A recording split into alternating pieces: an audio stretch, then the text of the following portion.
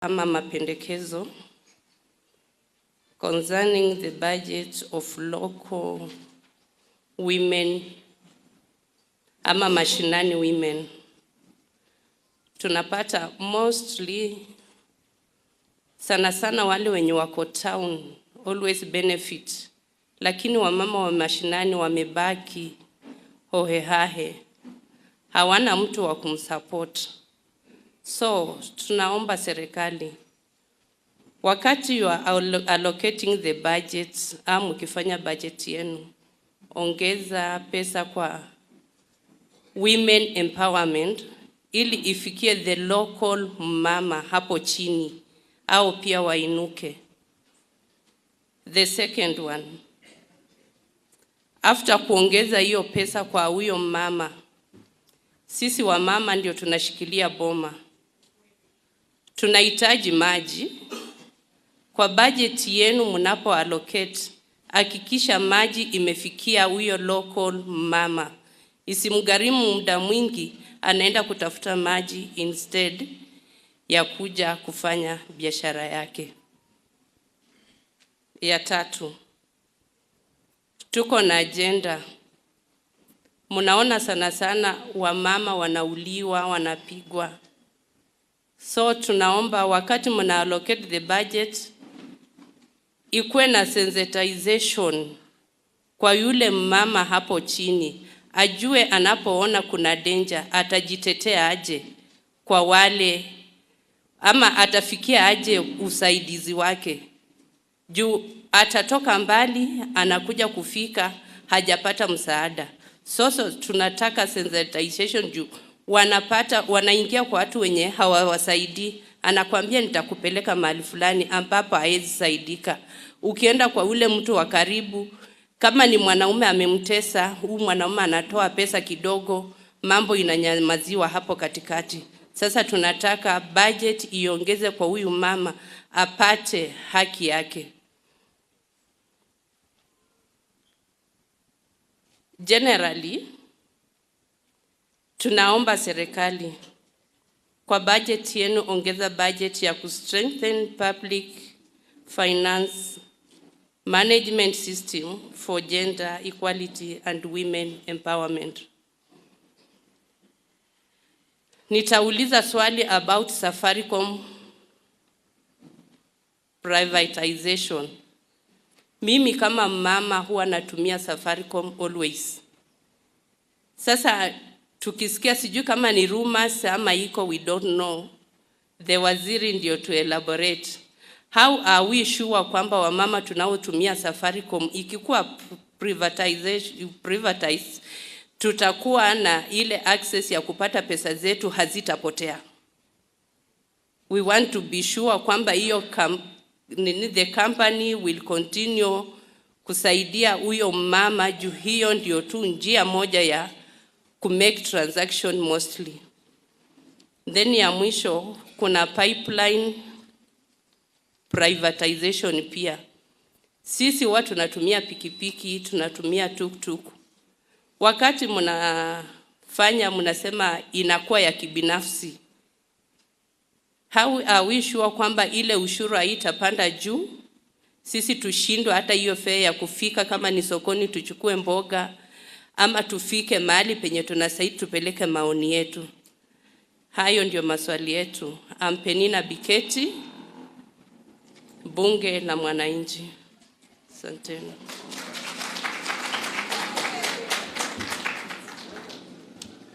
Asante sana Penina kwa hayo mengi na machache. John Were is also a representation from bunge la wananchi. Welcome.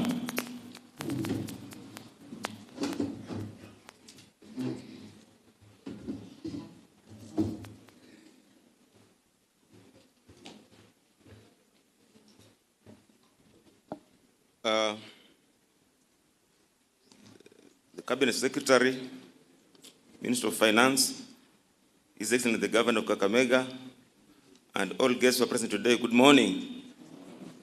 My name is John Were. I've come to represent Bunge la Wananchi. Bunge la Wananchi is a lobby group that weekly sittings in Kakamega town here, and I invite all of you to come and join us and get to know what we are doing. But more specifically, I'd like to thank the Minister of Finance. This is the first time I'm interacting with the Minister of Finance one-on-one. I would say one-on-one because others are like, once they become ministers, they become bureaucrats. You cannot rig them when you want to. Otherwise, I want to thank you so much for opening up that office and for coming here today. Please keep it up. Two, we have a few concerns as Bunge la Wananchi. One of them is, and Bwana Minister, I'll ask you this question.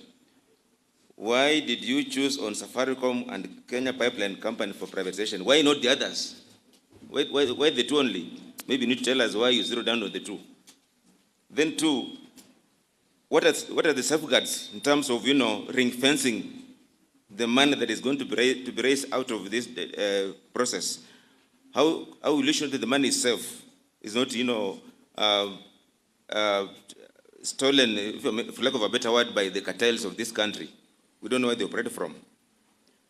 And three, what wamesema kwamba you're one of us in terms of, where you come from. You look more Luo than Luo, or Suba for that matter.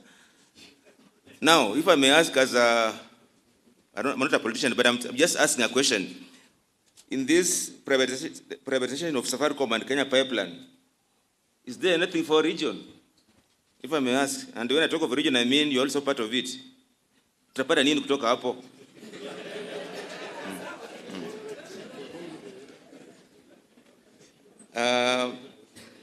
Let me talk about the budget. Let's want to make a few comments about the budget. Bwana Waziri, nakusi, kuna kitu kimoja wananchi waliuliza.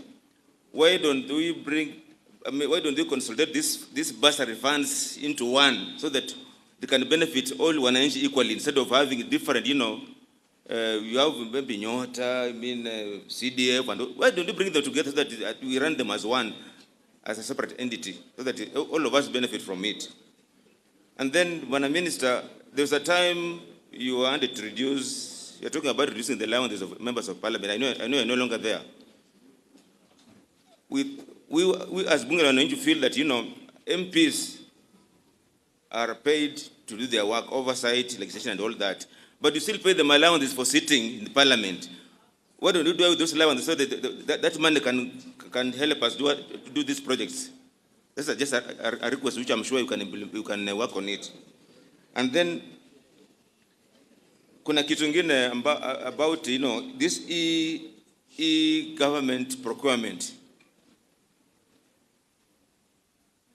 I heard you talk about it with a lot of, steam. I'd like you to put in more effort so that we go digital in terms of procurement and all the government services, because we shall save a lot and also cut on corruption. And especially, I'm concerned about the Ministry of Lands, where now everything is done manually. Is there a way you can ensure that, the Ministry of Lands, we register the services so that when I get quality service, instead of, people hanging around the corridors here and asking for money from old mamas from the village? Last but not least, I've been in public service and I'm now out of it.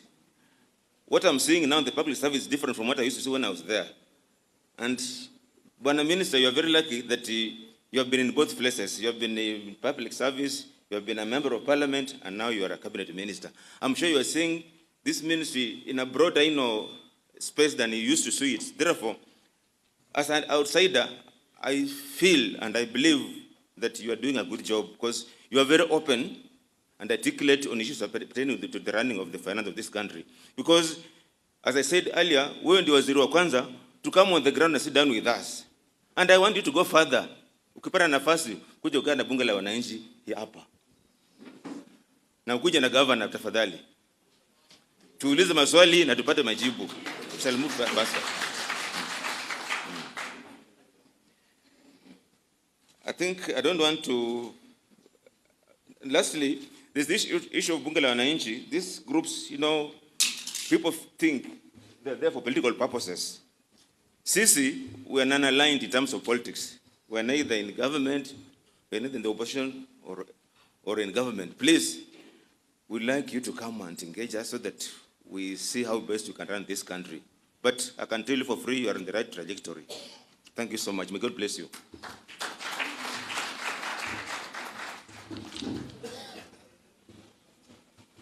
That is John Were. John.